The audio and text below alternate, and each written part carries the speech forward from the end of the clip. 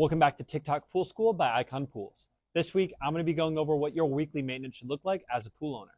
It is worth noting this is just kind of a general guide because every pool has its specific needs. First of all, you should test your water 2 or 3 times a week. I'd recommend once or twice using your own drop test or test strips at home, and once a week at a local pool store like Icon Pools for a more exact measurement. Doing this will tell you where things like chlorine, pH, alkalinity, even more are resting at. I talked about water testing in the last pool school, so if you missed that, go back and check it out for a little more detail.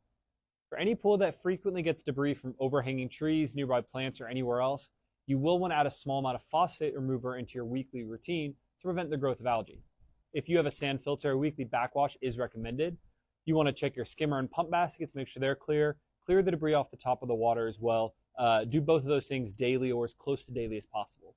Overall, what chemicals you're going to need to add will depend on your pool needs and what your local pool care professional recommends.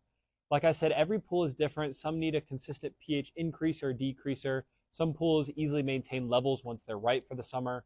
The most important thing to remember is diligence in testing and maintaining your levels saves you a lot of time and money, because the alternative is spending a lot of time and potentially buying new chemicals to correct a green or cloudy pool when those levels got out of whack. Comment down below your weekly pool care routine and follow along to learn how to keep your pool clean. See you next time.